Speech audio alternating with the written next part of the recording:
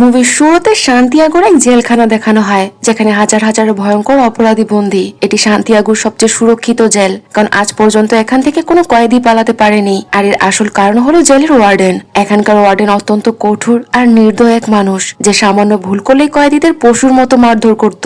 আর এই ভয়েই কয়েদিরা পালানো তো দূরের কথা, একটা ছোট ভুল করার আগেও 100 বার ভাবে। কিন্তু ওয়ার্ডেনের এই রাজত্ব বেশি দিন চলার ছিল না, কারণ এবারই জেলে এন্ট্রি হয়েছে লিওন নামের এক অতি চালাক মানুষের। লিওন পেশায় একজন আর্কিটেক্ট, যে কোনো বিল্ডিং দেখলে বলে দিতে পারে সেটা কত বছরের পুরনো আর তার নকশা কেমন। জেলে ঢোকার সাথে সাথে লিওনের মাথায় পালানোর ছক ঘুরতে শুরু করে। তখন আমরা জানতে পারি যে লিওন একা নয়, তার সাথে আরো 4 জন সঙ্গী আছে, যারা এই জেল থেকে মুক্তি চায়। কিছুক্ষণ পর জেলের এক অফিসার সব কয়েদিদের লাইনে দাঁড় করিয়ে তাদের নিয়ম কানুন বুঝিয়ে দেয় আর হুমকি দেয় যে কেউ নিয়ম ভাঙলে তাকে মেরে ফেলা হবে। এরপর সবাইকে যার যার ব্লকের দিকে নিয়ে যাওয়া হয়। লিওন দৌড়ে গিয়ে সেল নম্বর 50 দখল করার চেষ্টা করে, কারণ সে হিসেব করে দেখেছে যে পালানোর জন্য এই ঘরটি সবচেয়ে পারফেক্ট। কিন্তু দরজা খুলে সে দেখে যে সেখানে আগে থেকে অন্য এক কয়েদি জাকিয়ে বসে আছে। এটা দেখে লিওন খুব হতাশ হয় আর বাধ্য হয়ে পাশের সেলে চলে যায়। অন্যদিকে লিওনের বাকি 4 সঙ্গী ঠিক সেই ঘরগুলোই দখল করে নেয় যা তাদের পরিকল্পনায় ছিল। কিছুক্ষণ পর তার সঙ্গীরা লিওনের সেলে আসে। তার 4 সঙ্গীর মধ্যে একজনের নাম রাফায়েল। সে লিওনকে জিজ্ঞেস করে, তোমার তো 50 নম্বর সেলে থাকার কথা ছিল, কিন্তু তুমি 51 নম্বরে কেন? লিওন তখন বলে যে তোমাদের জন্য কাজটা সহজ ছিল, কারণ তোমাদের সেলগুলো নিচের তলায়, কিন্তু আমারটা ফার্স্ট ফ্লোরে হওয়ায় আমি ওটা দখল করতে পারিনি। তখন তাদের আরেক সঙ্গী জার্মান চিন্তিত হয়ে বলে, তাহলে এখন আমরা কি করব? রাফায়েল তখন জবাব দেয়, করব আবার কি, কাল থেকে পালানোর প্ল্যান শুরু করব। একটু পরে দেখা যায় যে এক কয়েদি গিটার নিয়ে এসেছে। সেও লিওনের দলের লোক। এই জেলে কয়েদিদের নিজস্ব কাজ, যেমন গিটার বাজানো, রান্না করা বা কাঠের কাজ করার অনুমতি ছিল, যাতে তাদের সময় ভালো কাটে। পরদিন থেকে লিওন তার মিশনে নেমে পড়ে। সে জেলের খুঁটিনাটি সব বিষয় আর চারপাশটা খুব মন দিয়ে লক্ষ্য করতে থাকে। কিন্তু চারদিকে কড়া পাহারাদার দেখে সে বুঝতে পারে যে দেয়াল টপকে পালানো অসম্ভব। তাই সে প্ল্যান বি হাতে নেয়। সে হেঁটে হেঁটে কদম গুনে জেলের সীমানা মাপতে শুরু করে। মাপযোগ শেষ করে সে তার সঙ্গীদের কাছে গিয়ে বলে, আমাদের যেভাবেই হোক এখান থেকে বেরোতেই হবে। জার্মান বিরক্ত হয়ে বলে, তুমি কি পাগল হয়ে গেছো? উঁচু দেয়াল আর চারদিকে বন্দুকধারী গার্ডদের নজর এড়িয়ে পালানো অসম্ভব। সন্দেহ হলে ওরা গুলি করে মেরে ফেলবে। লিওন তখন তাকে শান্ত করে বলে, আমি মেপে দেখেছি, আমরা জেলের বাইরের রাস্তা থেকে মাত্র 90 মিটার দূরে আছি। তাই আমরা দেয়াল টপকে পালাবো না, বরং মাটির নিচে সুড়ঙ্গ খুঁড়বো। জেলের বাহিরেই জঙ্গল। একবার সেখানে পৌঁছাতে পারলে পুলিশ আর আমাদের টিকিও ছুঁতে পারবে না। কিন্তু তাদের সামনে এখন পাহাড় সমান বড় এক প্রশ্ন, যে সুড়ঙ্গ খুলে যে কাদামাটি বেরোবে সেগুলো তারা কোথায় লুকাবে। এই দুশ্চিন্তায় লিওন সহ সবাই যখন মাথা ঘামাচ্ছিল, ঠিক তখনই বিগট নামের এক কয়েদির নজর তাদের উপর পড়ে। বিগট খুব চালাক লোক, আর সে জেলের ওয়ার্ডেনের চোরের কাজ করে। সে যখনই কাউকে পালানোর ছক কষতে দেখে, সে সেটা অনেকটা অনুমান করতে পারে কেউ নিয়ম ভাঙছে কিনা। সেদিকে বিগট সারাক্ষণ শকুনের মতো নজর রাখতো।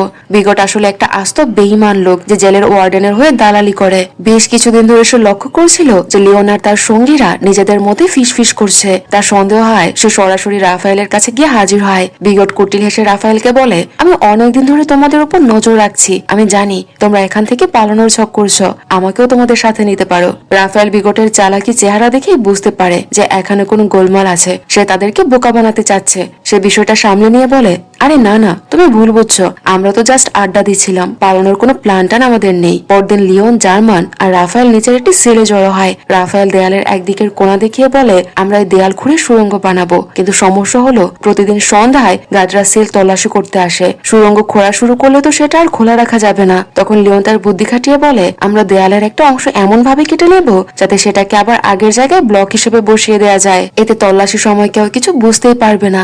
দেয়ালের কাজ তো হলো, কিন্তু মাটি লুকানোর সমস্যার কি হবে? তখন লিওন তার গিটারিস্ট বন্ধুকে সেলে ডেকে পাঠায়। সেই বন্ধু তার গিটারের ভেতর থেকে একটা বড় স্ক্রুড্রাইভার বের করে লিওনকে দেয়। এরপর লিওন ছাদের উপরের দিকে একটা চৌকো গর্ত করতে শুরু করে। তাতে বেশ শব্দ হচ্ছিল। সেই আওয়াজ চাপা দিতে গিটারিস্ট বন্ধুটি জোরে জোরে গান গেয়ে গিটার বাজাতে থাকে, যাতে বাহিরের কেউ সেলের ভেতরে শব্দ শুনতে না পায়। কিছুক্ষণ হাড় ভাঙা খাটুনির পর লিওন ছাদে গর্ত করতে সফল হয়। সে ওই ফুটো দিয়ে মাথা গলিয়ে দেখে যে ছাদের উপর একটা বিশাল ফাঁকা জায়গা আছে। এটি দেখে লিওন তো খুশিতে একদম আত্মহারা হয়ে যায়, কারণ ওই জায়গায় অনায়াসেই 80 টনের বেশি মাটি লুকিয়ে রাখা সম্ভব। কিন্তু তখনই বিপদ আসে। সন্ধ্যা হয়ে আসছিল আর গার্ডদের তল্লাশির সময় হয়ে গেছে। রাফায়েল এতে আতঙ্কিত হয়ে পড়ে। তাড়াতাড়ি এই গর্ত বন্ধ করতে হবে। লিওন তখন মাথা ঠান্ডা রেখে বলে, আমাকে জলদি কয়েকটা ডিম এনে দাও। রাফায়েল রেগে গিয়ে বলে, এখনো তোমার ইয়ার্কি করার সময় হয়েছে? লিওন জোর দিয়ে বলে যে আগে ডিম তো আনো, তারপর আমার ম্যাজিক দেখো।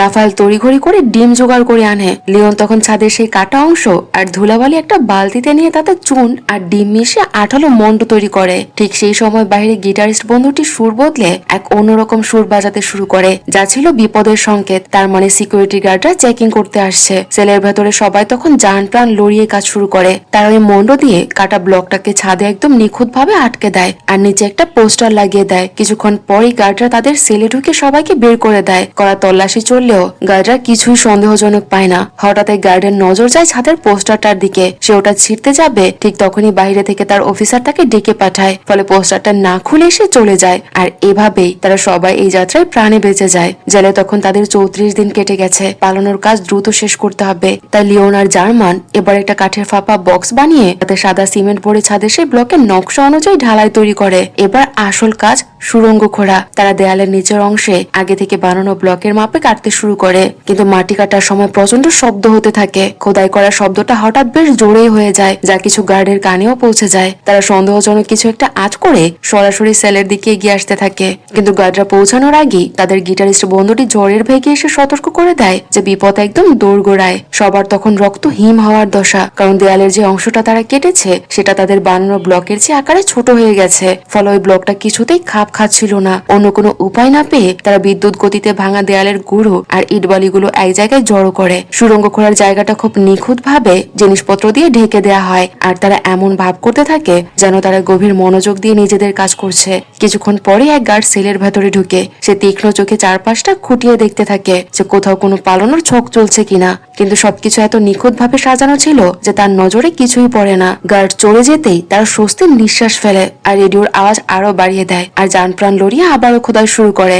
ঘন্টার পর ঘন্টা হাড় ভাঙা খাটুনির পর অবশেষে সেই ব্লকের মাপ অনুযায়ী একদম নিখুঁত গর্ত খুঁড়তে তারা সফল হয়। আর সাদা সিমেন্টের সেই ব্লক দিয়ে ওটা সিল করে দেয়া হয়। এখন সমস্যা হলো সুড়ঙ্গ থেকে বের হওয়া বালতি বালতি মাটি। তারা সেই মাটি ছোট ছোট ব্যাগে ভরে উপরের সেলে নিয়ে যায়, যেখানে আগে থেকে তারা ছাদের অংশটা ডিম আর চুন দিয়ে বানানো ব্লক দিয়ে ঢেকে রেখেছিল। তারা সেই গোপন ব্লকটি খুলে ভেতরের ফাঁকা জায়গায় ব্যাগ ব্যাগ মাটি জমা করতে শুরু করে। মাটি রাখা শেষ হলে তারা আগের মতো ব্লকটি বসিয়ে সাদা সিমেন্ট দিয়ে লেপে দেয় আর উপর থেকে পোস্টারটা লাগিয়ে দেয়, যাতে বাইরের কারো কিচ্ছু বোঝার ক্ষমতা না থাকে। এভাবে তাদের প্রতিদিনের রুটিন চলতে থাকে। গিটারিস্ট বন্ধুটি মন ভোলানো সুর বাজিয়ে গার্ডদের নজর অন্যদিকে সরিয়ে রাখতো। আর সেলের ভেতরে লিওন, রাফায়েল আর জার্মান ঘাম ঝরিয়ে সুড়ঙ্গ খুঁড়তো। সুড়ঙ্গ থেকে বের হওয়া প্রতিটি মাটির কণা তারা অতি সতর্কের সাথে ব্যাগে ভরে উপরের গোপন ভল্টে পাচার করে দিত। কিন্তু সবকিছু অতটা মসৃণও ছিল না। অস্কার নামের এক কয়েদি গত কিছুদিন ধরে তাদের গতিবিধি লক্ষ্য করছিল। সে দেখে যে এই দলটা প্রতিদিন ঘড়ির কাঁটা মেপে একই কাজ করে, নিচের সেল থেকে ব্যাগ বা বালতি নিয়ে উপরে যায়। এটি দেখে অস্কারের মনে সন্দেহ হতে থাকে, কিন্তু সে কাউকে কিছু না বলে আড়ালে থেকে তাদের উপর নজর রাখা শুরু করে। জেলে তাদের 70 দিন পার হয়ে গেছে। লিওন যখন সুড়ঙ্গটা মেপে দেখে তার কপালে চিন্তার ভাঁজ পড়ে যায়। সে দেখে যে 70 দিনে তারা মাত্র 5 মিটার পথ এগোতে পেরেছে। সে তার সঙ্গীদের নিরাশ হয়ে বলে, এই গতিতে চললে সুড়ঙ্গ শেষ করতে আমাদের 5 বছর লেগে যাবে। আমাদের লোকবল বাড়াতে হবে আর আরো দ্রুত মাটি সরাতে হবে। একদিন মাটি বোঝায় ব্যাগ নিয়ে জার্মান যখন উপরের দিকে যাচ্ছিল, ঠিক তখনই এক পুলিশ অফিসার তাকে আটকে দেয়। কর্কশ গলায় সে তাকে জিজ্ঞেস করে যে ব্যাগে কি আছে। জার্মান আমতা আমতা করে বলে, তেমন কিছু না স্যার, আমার দরকারি কিছু জিনিস এখানে রাখা আছে। অফিসার ধমক দিয়ে বলে, ব্যাগটা খোলো তো দেখি। জার্মানের তখন ভয়ে যেন হাত পা কাঁপছিল। সে ভাবে যে আজ আর তার শেষ রক্ষা হবে না, সবাই ধরা পড়ে যাবে। ব্যাগের তলায় মাটি থাকলো, ওপরে সে কিছু কাপড় আর সাধারণ জিনিস সাজিয়ে রেখেছিল। কিন্তু গার্ডের সন্দেহ কাটে না। সে জার্মানকে হুকুম দেয় যে আমার সাথে চেকিং রুমে চলো। যাওয়ার পথে জার্মান এক অভাবনীয় চালাকি দেখায়। সে অতি চালাকির সাথে নিচে থাকা লিওনের সাথে চোখের ইশারায় কথা বলে ঠিক একই রকম দেখতে অন্য একটি ব্যাগের সাথে নিজের ব্যাগটি অদল বদল করে নেয়। চেকিং রুমে নিয়ে যখন অফিসার ব্যাগটি উল্টে পাল্টে দেখে, তখন তার ভেতর ব্যবহার্য জিনিস ছাড়া আর কিছুই সে পায় না। কোনো প্রমাণ না পায় অফিসার তাকে ছেড়ে দিতে বাধ্য হয়। জেলে তাদের 86 দিন কেটে গেছে। পালানোর নেশা এখন সবার চোখে মুখে, আর কেউ এখানে একদিনও বেশি থাকতে রাজি নয়। তাই কাজের গতি বাড়াতে লিওন আর তার সঙ্গীর এক মাস্টার প্ল্যান করে। তারা উপরতলার বেশ কিছু কয়েদিকে নিজেদের দলে টেনে নেয়। লিওন যখন দেয়ালে এসে লুকোনো ব্লক সরিয়ে তাদের সুড়ঙ্গটা দেখায়, এটি দেখে তারা তো তো খুশিতে একদম আত্মহারা হয়ে যায়, কারণ তারা ভাবতে থাকে যে 5 জন মিলে যদি 7 মিটার ঘুরতে পারে তবে সবাই মিলে হাত লাগালে কাজটা খুব দ্রুতই শেষ হয়ে যাবে। কিন্তু মজার ব্যাপার হলো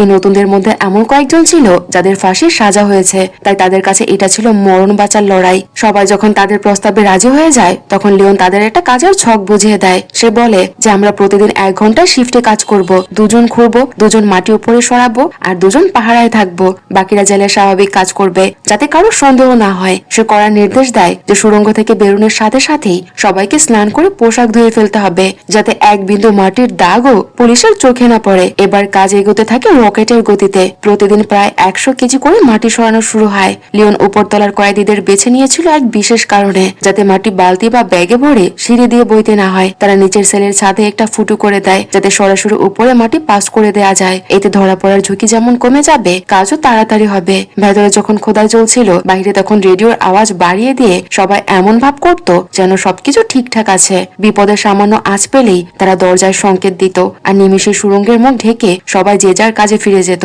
যেন এখানে তেমন কিছুই হয়নি আর সবকিছু স্বাভাবিকই আছে। প্রতিদিন সন্ধ্যায় ফুটবল খেলার ছলে তারা পরবর্তী প্ল্যানটা সেরে নিত। একদিন ফুটবল মাঠেই অস্কার নামে সেই কয়েদিটি রাফায়েলের কাছে এসে সরাসরি বলে দেয় যে আমি জানি তোমরা সুড়ঙ্গ খুঁড়ছো, আমাকেও তোমাদের সাথে নাও। লিওন অস্কারের সাহস দেখে তাকেও দলে টেনে নেয়। কাজের গতি দেখে লিওন তার 2 বিশ্বস্ত বন্ধু জার্মান আর রাফায়েলকে বলে সুড়ঙ্গ তো আমরা শেষ করেই ফেলবো, কিন্তু সমস্যাটা হলো বাহিরে বেরোনোর পর আমরা একা নই, আমরা এখানে প্রায় একসাথে 40 জন লোক পালাবো। পুলিশরা যদি একবার টের পায় তবে আমাদের গাড়ি নিয়ে তাড়া করে সবাইকে ধরে ফেলবে। আমাদের বাইরে এমন কাউকে দরকার যে একটা বাস নিয়ে তৈরি থাকবে। সবাই যখন চিন্তায় মগ্ন তখন লিওন রাফায়েলকে বলে তোমার স্ত্রী পলিনা আমাদের সাহায্য করতে পারে, সে বিশ্বস্ত। এর কিছুদিন পর অর্থাৎ 182 দিনের মাথায় যখন কয়েদিদের সাথে পরিবারের দেখা করার সুযোগ আসে, তখন রাফায়েল পলিনাকে পুরো বিষয়টা বুঝিয়ে বলে। পলিনা জীবনের ঝুঁকি নিয়ে বাসের ব্যবস্থা করতে রাজি হয়ে যায়। জেলে তাদের 205 দিন পার হয়ে গেছে। সুড়ঙ্গ এখন অনেকটাই লম্বা। একদিন লিওনের সেই গিটারিস্ট বন্ধুটি যখন সুড়ঙ্গের ভেতরে জান প্রাণ দিয়ে ঘুরছিল, ঠিক তখনই জমের মতো গার্ডরা আচমকা সেলের দরজায় এসে হাজির হয়। সিনটা দেখে বাইরে দাঁড়িয়ে থাকা রাফায়েল আর লিওনের কলিজা যেন শুকিয়ে যায়। গত কয়েকদিন ধরে সব সময় রাতে সেলে তল্লাশি হতো, কিন্তু আজ জমের মতো গার্ডরা দুপুরেই হানা দিয়েছে। মনে হচ্ছিল যে কেউ যেন তাদেরকে খবর দিয়ে দিয়েছে যে ভেতরে সুড়ঙ্গ খোঁড়া হচ্ছে। গার্ডদের দেখে লিওন দৌড়ে ভেতরে গিয়ে সবাইকে সতর্ক করে দেয় যে যেখানে আছো সব ছড়ানো ছিটানো জিনিস জলদি লুকাও। খবর পেয়ে যে যার মতো কাজ ফেলে প্রমাণ মোছার চেষ্টায় লেগে পড়ে। গিটারিস্ট বন্ধুর সাথে যে ছেলেটি সুড়ঙ্গে ছিল সে কোনো মতে বেরিয়ে আসলো, গিটারিস্ট নিজে ভেতরে আটকা পড়ে। সে সুড়ঙ্গের একেবারে শেষ মাথায় কাজ করছিল। সে যখন হামাগুড়ি দিয়ে বেরোনোর আপ্রাণ চেষ্টা করছে তখন সে বুঝে যায় যে সে বেরোনোর আগেই গার্ডরা সেলে পৌঁছে যাবে। আর এতে সবাই ভয়ে সিটিয়ে আছে, ভাবছে যে আজ বোধহয় সবকিছু শেষ হয়ে যাবে। কিন্তু ঠিক সেই মুহূর্তেই ফাইল অসীম বুদ্ধির পরিচয় দেয়। সে সব কয়েদিকে একজোট করে গার্ডদের সামনে গিয়ে পথ আটকে দাঁড়ায়। এটা দেখে পুলিশ অফিসার খুব রেগে যায় আর কয়েদিদের উপর রাগ দেখাতে শুরু হয় তাদের উপর হাতাহাতি। কয়েদিরা জান প্রাণ দিয়ে পুলিশকে ঠেকিয়ে রাখে যাতে ভেতরের সুড়ঙ্গে আটকে থাকা বন্ধুটি বেরোনোর সময় পায়। ওদিকে দেখা যায় যে গিটারিস্ট বন্ধুটি সুড়ঙ্গ থেকে বেরিয়ে এসেছে। সে চোখের পলকে সিমেন্টে সে ব্লক দিয়ে সুড়ঙ্গের মুখটা আটকে দেয়। কাজ শেষ করে সে যখন সেলের দরজা খুলে দেখে বাহিরে কেউ নেই। আসলে গার্ডদের উপর হামলা করার অপরাধে শাস্তি হিসেবে সব কয়েদিদের জামা কাপড় খুলে রোদে দাঁড় করিয়ে রাখা হয়েছে। কিছুক্ষণ পর জেলে সেই নিষ্ঠুর ওয়ার্ডেন এসে হুকুম দেয় যে সূর্য না ডোবা পর্যন্ত এদের এভাবে উলঙ্গ করে দাঁড় করিয়ে রাখো, আর তাদের আজকের খাবার বন্ধ। অন্যদিকে রাফায়েলের স্ত্রী পলিনা এক গির্জায় গিয়ে লিওনের বাবার সাথে দেখা করে। লিওনের বাবা ছিল একজন পাদ্রী। সেখানে লিওনের এক পুরনো বন্ধুও আসে। পলিনা তাদের কাছে পুরনো পালানোর পরিকল্পনা খুলে বলে আর জানায় যে তাদের জীবন বাঁচাতে একটা বাসের ব্যবস্থা করতে হবে। লিওনের বন্ধুটি তখনই রাজি হয়ে যায় আর বাসের দায়িত্ব নিজের কাঁধে তুলে নেয়। জেলের ভেতরে রাফায়েলের সাথে তার আইনজীবী দেখা করতে আসে। সেখানে ওয়ার্ডেন রাফায়েলকে একটা সিগারেট অফার করে। রাফায়েল তা প্রত্যাখ্যান করলেও সে খুব মন দিয়ে লক্ষ্য করে যে ওয়ার্ডেন কোন ব্র্যান্ডের সিগারেট খায়। এভাবে জেলে তাদের 1 বছরের বেশি সময় কেটে যায়। দিন রাত হাড় ভাঙা খাটুনির ফলে সুড়ঙ্গ এখন অনেকটাই লম্বা আর কাজ প্রায় শেষের পথে। কিন্তু একদিন সুড়ঙ্গের ভেতরে কাজ করার সময় একজন কয়েদি হঠাৎ জ্ঞান হারিয়ে ফেলে। মাটির অত গভীরে অক্সিজেনের খুব অভাব ছিল। ভাগ্য ভালো যে রাফায়েল তা ঠিক পেছনেই ছিল। সে কোনো মতে টেনে হিচড়ে তাকে বাহিরে বের করে আনে। সেদিন সন্ধ্যায় তারা জরুরি মিটিং এ বসে। সুড়ঙ্গ এখন এতটাই লম্বা যে শেষ মাথায় দম নেওয়া প্রায় অসম্ভব ছিল। তখন জেলে কাজ করা এক কয়েদির কাছে একটি মোটর ছিল। রাফায়েল তাকে প্রস্তাব দেয় যে তুমি যদি আমাদের এই মোটরটা দাও তবে তোমাকে আমরা পালানোর দলে নেব। কয়েদিটি তার কথায় রাজি হয়ে যায়। এরপর তারা মোটরের সাথে একটা পাখা আর প্লাস্টিকের লম্বা পাইপ জুড়ে দিয়ে সুড়ঙ্গের শেষ মাথা পর্যন্ত অক্সিজেন পাঠানোর ব্যবস্থা করে।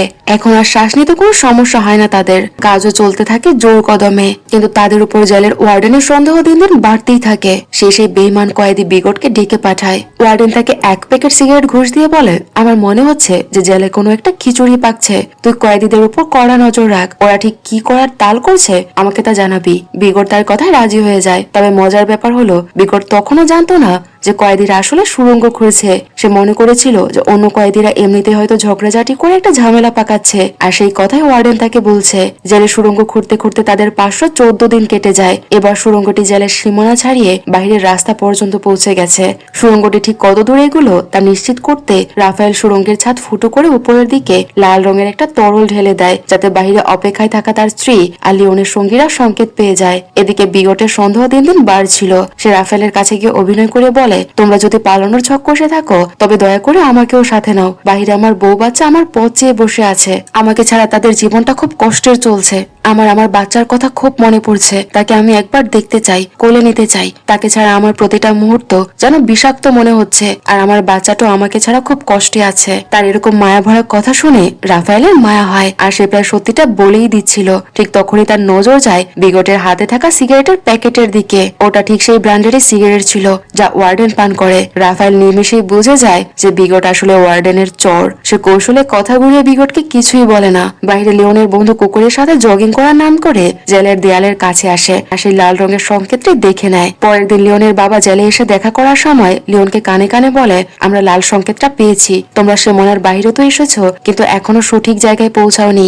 আরো 40 ফুট সুড়ঙ্গ খুঁড়তে হবে। তারা আবার যান প্রাণ লড়িয়ে কাজ শুরু করে, কিন্তু এবার এক ভয়াবহ বিপদ চলে আসে তাদের কাছে। একদিন যখন একজন কয়েদি সুড়ঙ্গের ভেতরে কাজ করছিল, তখন হঠাৎ এক শক্তিশালী ভূমিকম্প শুরু হয়। ওই ভূমিকম্পে জেলের দেয়ালগুলো কাঁপতে শুরু করে। লিওন তখন বাইরে ফুটবল ম্যাচ দেখছিল। সে পাগলের মতো সুড়ঙ্গের দিকে ছুটে যায় আর ভেতরে আটকে থাকা সঙ্গীকে টেনে বের করে আনে। লিওনের সবচেয়ে বড় ভয় ছিল যে ভূমিকম্পে সুড়ঙ্গটি না ধসে পড়ে। সে আবারও জীবনের ঝুঁকি নিয়ে সুড়ঙ্গের ভেতরে ঢুকে আর দেখে যে ভাগ্যক্রমে সুড়ঙ্গটি একদম অক্ষতই আছে।